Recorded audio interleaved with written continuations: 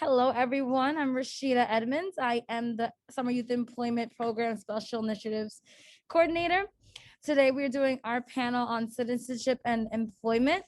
We have Stacy Shapiro, if you want to introduce yourself, and we have our panel, Daniela Alioy, and is that all over with you today for the team from Commission of Human Rights, who will be doing the presentation. Hi, everyone. Thanks for joining us today on this Friday afternoon. My name is Stacey Shapiro, and I'm the Youth Engagement Specialist at the Summer Youth Employment Program.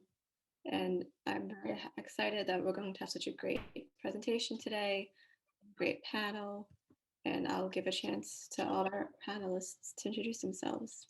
Of course. Hi, everyone. Nice to be here once again. My name is Daniela Dames. I am a human rights specialist for the New York City Commission on Human Rights. And today we're going to talk about discrimination based on a person's national origin or, in terms like immigrant status and stuff like that, but we'll get into it later. So thank you for having me. And I just want to pass it along to my colleague, Alemayehu Ayele, who is also here with us. Hello, everyone. Good Thank you afternoon. for having us. Thank you. Good afternoon. This is Ayele. Thank you for having us. Thank you all. And so for any of the participants, you can unmute yourself if you ever want to speak or contribute, or you can write it in the chat if you feel comfortable. On this topic, does anyone have any personal experiences or experiences they would want to speak on where citizenship impacted their employment? For summer youth employment, especially, you are required to have a social security card to participate in the programming. That is a requirement for the certificate of employment authorization from the United States. Again, this presentation will be helpful. So in our experience, if you would like to participate in SYEP, but you do not have a green card, an employment authorization card, or like a work authorization card, you are not eligible because it does not grant you citizenship. So that is a barrier that we see a lot that happens with some of the youth. Hopefully today maybe we could see if there are any rights or protections or ways around that. Thank you, Emily, for sharing that. All right. Well, thank you so much again for having us. Like I said, my name is Daniela Dames. I am a human rights specialist for the New York City Commission on Human Rights.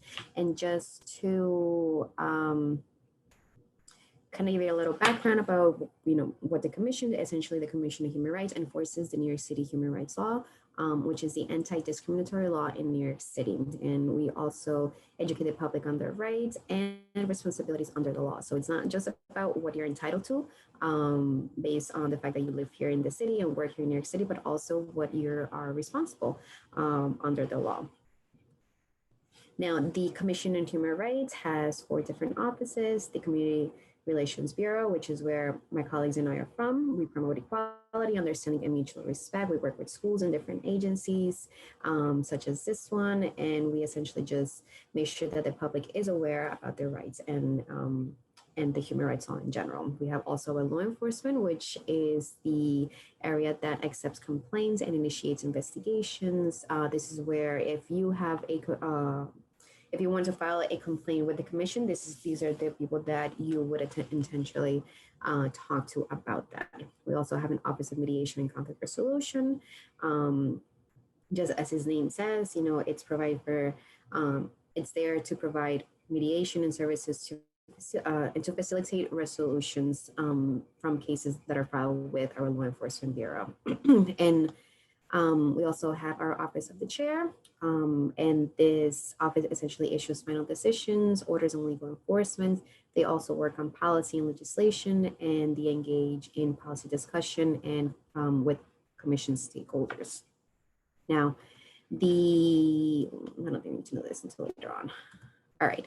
So the human rights law prohibits discrimination in several areas. So it prohibits discrimination in employment, which we're going to talk about today, but also in public accommodations, housing, discriminatory harassment, and bias-based profiling by law enforcement. Now, in most cases, the last incidence of discrimination must have happened within a year in order to bring a complaint with the commission. However, for gender-based harassment, it has been extended to 3 years.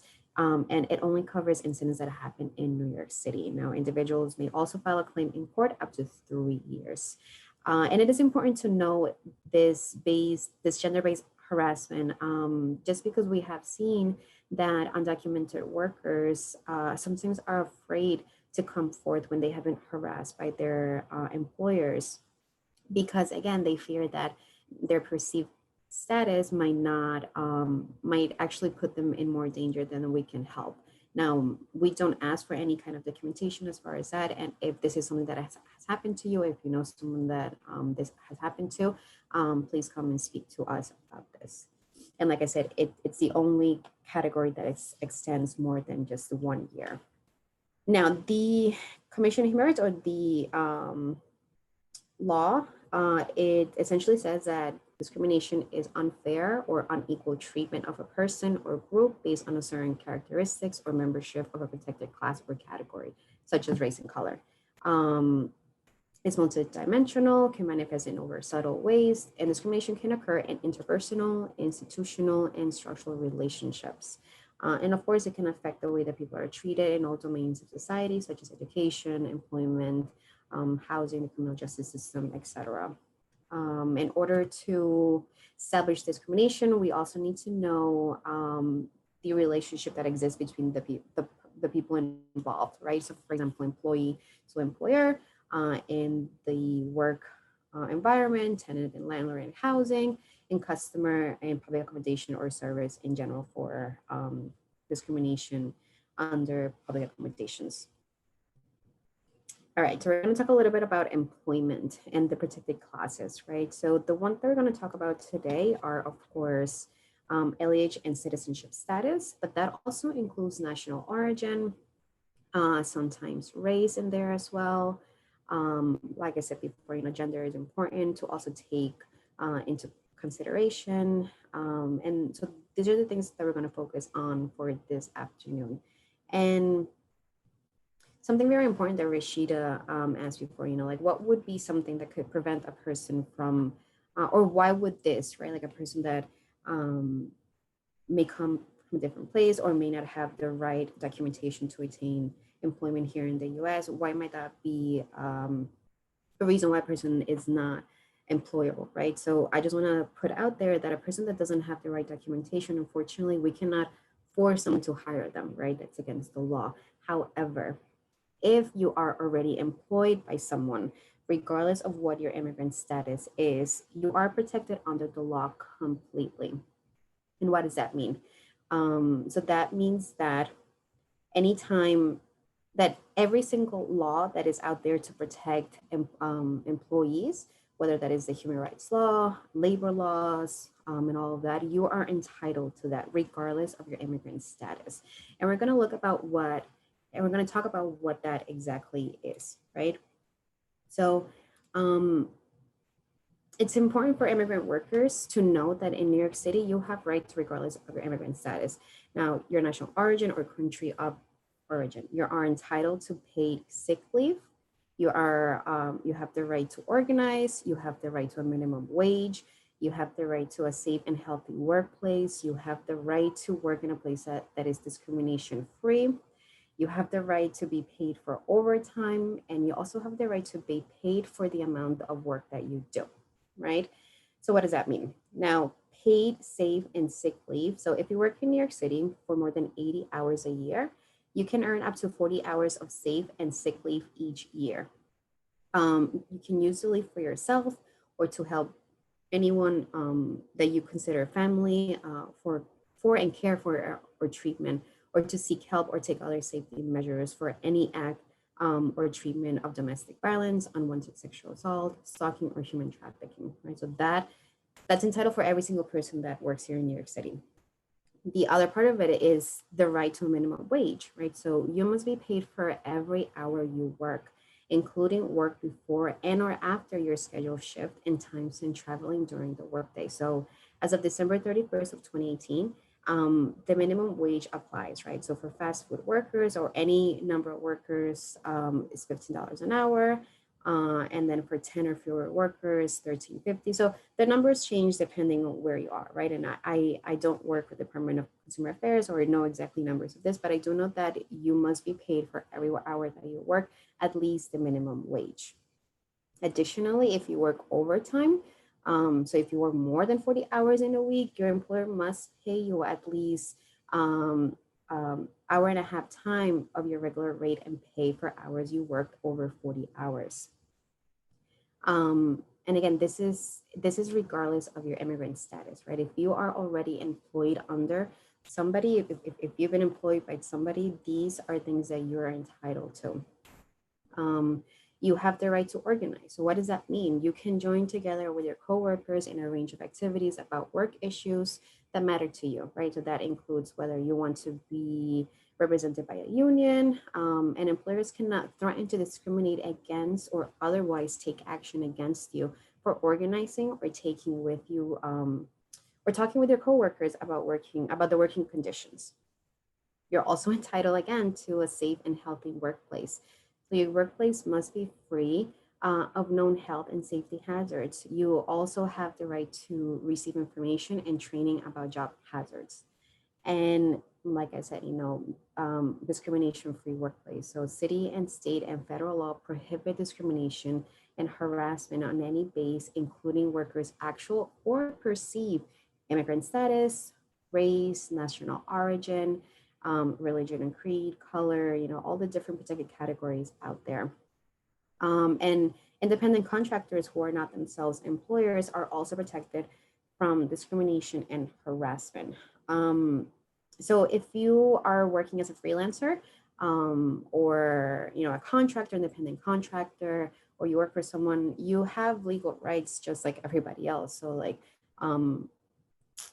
again, so it's for the work that you have done. So you have the right to be paid for that amount of work, right? So rent contracts for work, timely payment, and you also have the right to sue. So if you are not timely paid for your work, you have the right to collect what it is that you earn, sometimes double the amount. It really depends on the situation, right? But just because you feel that you don't have the right, or that you don't have the right documentation, we'll put this in quotation, right, doesn't mean that you don't have the right to claim the amount of money that you have worked for. So I always encourage you to speak to somebody like your agency about these things. Now, we're not the only agency that definitely you can call. You can always call workplace rights, so like the Department of Consumer Affairs or DCA, the Office of Labor and Policy and Standards in New York City. And I will definitely put that information in the chat so that you have it with you. And it's all packed in this little sheet that you can always have with you. And then something else that I also wanted to mention is that part also of working in a free environment of discrimination and safety and all of that, your employer does not have the right to threaten you with any kind of calling ICE or immigration, or that's considered not legal under the law. National origin was added as a protected category in the city human rights law in 1965. Now, citizenship status and alienage wasn't added until 1989. And I know that Ayele had a lot to do about this when that came into effect. So I want to invite Ayele at this moment to, share your input as to how that was and why that was so important to have for our law. Thank you, Daniela, for inviting me. Juan and I, at the commission at that time, they wanted to put this in as part of the protected class in our human rights law. So they had to do a test, extensive test, in terms of housing, employment, public accommodation. So as you hear me, I have a very heavy accent, and one, two. So they had people with no accent, different race and color. So we applied for a job and for a house and everything. And interestingly enough, we were all denied mostly. And that was one of the cases. We did a very thorough study. And then that study was presented to the council and national origin, which excludes now alienage. We don't have alienage, we don't want to say that, included to be part of our law. So then at that time, issues of accent was raised, generally Hispanic and other people. So it was extensively done. And people who did the testing with us, some of them they just come and get the house right now, come and get the job right now. We didn't have that chance. So, but then, but still, it's still going on. They don't know how much you know, what qualification you have, but some of them, your accent turn them off. So I'm very proud. That was during Dinkins' time to be part of this law. So I'm in the history, myself and one, and having this law as part of our protected class in the commission. And I tell you, Daniela puts it in a very beautiful and excellent way. And thank you, Daniela. Thank you, Ayelen. So, let me just share again. So, like some of the things that are illegal, just as Ayala said, it's not just what says on the paper, like where you're from, whether are legal to work in this country. Like it's a lot more than that, right? Like an employer cannot use terms or intimidate you or humiliate you or degrade you based on what they perceive you to have, right? Like whether things like an illegal alien, that's a term that it's outdated and it should not be used in the workplace. Also to pay, as I said before, to pay workers lower wages or withholding or trying to call ICE based on a national origin or a perceived status, right? Also demand additional documents to work, to prove work authorization. Yeah, go ahead, Rashida. You said that we're not able to use the word alien, right? So on documents that state alien registration card, does that mean they're outdated or they haven't changed the name of that document? That's the green card, correct? That's a green card. Yeah, exactly. So we have to consider the fact that we're a city agency, right? So within the city, we do not associate ourselves with that type of language, right? But that's a federal document. And we essentially have no jurisdiction over, how they do that. But yeah, I think in my perception, it is an outdated term. And if you look at the card itself, like it says residency card, right? So it's just a matter of maybe just changing the name of the form or whatever it is, right? Like just changing the name to the actual name to, I guess, make sure that you don't come across these kinds of questions where, well, is it, are you trying to just insult me by saying this? But the actual name of the card is like residency card or workers authorization card. Like it doesn't really have any type of alien or illegal word on it. It shouldn't anyway. Yes, it's the permanent resident card. And it's, I don't know if I'm old school, but we say green card. So I don't actually use the term on there until I'm reading it, but I saw it on the checklist. So thank you for bringing that up. What happened at that time was most people were turned off. The way, usually at that time, national origin, you are already categorized the moment you open your mouth. So they know that you don't come to, you're not from here. Maybe you were here 60 years or 50 years working. So there was a big pressure at that time. Now I think most people have known about the law. Elinage has put it the federal, we cannot do anything, but the city is removing it actually. We don't say. I used to feel very uncomfortable when people say you are alien. I never felt alien. I didn't come from this place, So this is a different time, a different situation. And the law is progressing now, not only in the national origin, in a different forms, immigrants were protected from different angles. This is national origin is one angle. You can go through a own angle from your accent, from the way they look at you, they don't even see your ability, what kind of experience you have. That makes you better even than the interviewer. Therefore, the law is all-encompassing. Also, national origin status seems to me, it can be interpreted in a various forms. In the interpretation, your immigrant status, your accent.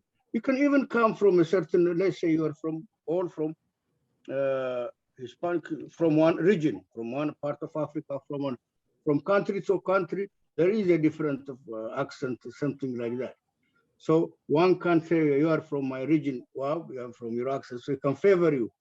So it's a very all-encompassing law. So thank you, Daniela, for that. Of course. I also want to bring your attention to bullet point number 3, which is demand additional documents to prove work authorization. So as I said before, in order to work here in the US, you need to have certain documents, right? And when you apply for a job, they will ask you for social security number or for work authorization card. And that's standard, right? That's what it's supposed to happen. However, we put this up there because there have been times where we have gotten complaints of employers who would ask their employees for their birth um, certificate, for pictures of like passport, for just documents that aren't really being asked of other people who are applying for this job. And that's what you need to take a look at, right? Like not like why are they asking for these documents? What is the reason? Are you trying to, prove that I'm from a certain place? Like why does it matter, right? So that is what you need to look at as far as like the kind of documents that would prove your work authorization. They are documents to do that, right? Your social security card or things like that. But if they're asking you for other things that don't really make sense for this job in particular, then I would encourage you to question it. And if you're not comfortable questioning that person, you can always come to us and ask us if that's something that they should be asking you for. We also put, things in here about like housing. So like landlords cannot harass tenants or refuse to do repairs or provide substandard housing conditions because of a tenant's immigration status or national origin. Just, it's a little bullet point there. And then also, as I said before, it is illegal to threaten to call ICE on tenants, just as to threaten to call ICE on any employee. And on matters of public accommodation or services in general for restaurants, stores, hospital, or other public service to refuse to serve people or make them feel unwelcome because of their immigrant status, perceived immigrant status, because you don't have written on your face whether you're, you have a green card or you have a passport or whatever it is, right? So it's always a perceived immigrant status or national origin. And this including because just as Ayala said before, your accent or, your, limited English proficiency or use of another language. This also has been a big one in employment where many, employees speak the same language, Spanish, French, and when they're not at work, like when they're not working, they would speak their native language. And sometimes the employer will be like, no, you can't do that here because you will make the, people uncomfortable. I'm putting people out there in general, right? Well, does it affect the work that you're doing? That's kind of the question that should be asked. Like, if not, then what else is there, right? Why are you asking us to not speak in our native language if it doesn't really revolve around the work that we do or if it's not affecting the work that we're doing, right? So that's something important to know as well. And something to add to what Daniel had. We're talking about there are exceptions. It doesn't mean that, English proficiency is required in some places, like 911 or civil aviation air traffic. There are certain areas where your language proficiency is highly required because 911, somebody has to understand exactly what you talk to come and help some people. So there are exceptions, but we're talking about jobs like clerical job, cashier job, all kind of job we all doing has nothing to do with life and death. So even if we understand that nobody should be treated differently because of national origin and accent and otherwise, there are also exceptions that the law explicitly says, look, we need this federal work. There are certain federal jobs that needs proficiency. 911, obviously, for understandable reasons. So there are situations like this. Thank you, Daniela. Thank you, Ayala. And then essentially the last point I want to make, but this falls mostly more about the services that are out there for the immigrant community, right? So language access is incredibly important. And city agencies' failure to seek to provide interpretation services may be discriminatory based on actual perceived national origin, where it amounts to a denial of meaningful access to direct public service or emergency services, right? So city agencies like ourselves and other city agencies out there, also emergency services, just as Ayala put it, if you call 911, if you go to a hospital, they have to provide you with interpretation services. If you're not understanding them, that's no good, right? Just to put it plainly. So if you ask for any kind of interpretation services and that's being denied, that's considered discrimination. So failure to provide language access services are required by local authority and may constitute as a violation of the human rights law. So that's important just to know, not just for yourself, but also for family members out there who speak another language. There's a lot of fear about like going into the hospitals and stuff like that at this moment because there aren't a lot of people to be able to communicate in the language that you speak. So just know that this is something that they have to provide. And I just want to end. Oh, go ahead, Ayala. And to add, the commission has in 5 or 6 languages, pamphlets in everything, in every language. You can go to our website and you can find our law in Spanish, English, Cantonese, you name it, like 6, 7 languages. So to make it available to the public. So even the information what we give you now is available in different languages in our website. Thank So you, I will make sure to put it in the chat where you can access all these documents. And then at the end of the day, if you want to contact the commission, you can call 311 and ask for human rights. So you can call our info line number, or you can contact us through, Rashida and Stacey. Like they have our numbers, and we're always available to have a conversation with you if something is happening or if you feel that something is not right in the places that you work at. So I will put all the documents that I've talked about on the chat. And then links to different things that you can definitely tap into.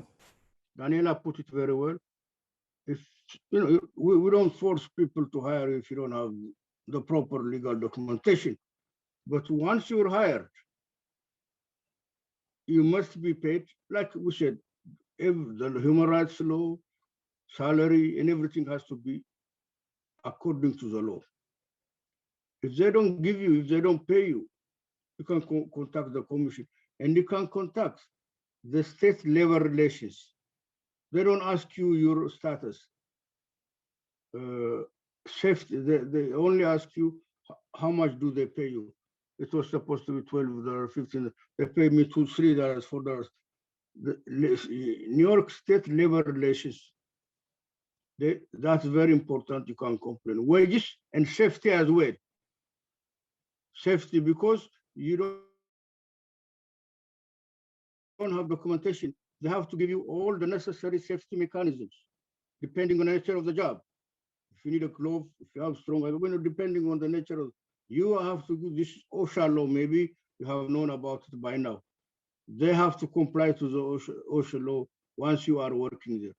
If not working, that's another thing. So once you're working, you have to be protected by the New York City and state law. Thank you, Daniela. Something that came to mind, and I'll share my experience. My dad is from Trinidad, and he's much, much older. He's a grandpa. So when he came to America, I don't have any accent. I'm purely American because he did not want us to pick it up or to speak it. In the community are getting jobs for the same reasons that Alia was speaking on. So now as an adult, I'm like, man, I don't have an accent. It's like the coolest thing ever because people go with trends. But in his experience, it was not a good thing back in the day. So yeah. I'm happy we evolved. And that reminds me of also be aware of like microaggressions at work. Like people assuming that you're not from here and they're like, oh, you speak English so well, where it's hidden as a compliment, but it really isn't. So all of that, over time. And for me, I take it, personal. It's like, well, even if I speak with an accent, it doesn't mean anything, right? So it's this assumption that because you don't speak a certain way or you're not from here or you don't look a certain way, that I don't know, but xenophobia is real, yo. So be careful with that, and just have us in your back pocket if there's a time that you ever need to speak to us about anything that makes you feel uncomfortable at work.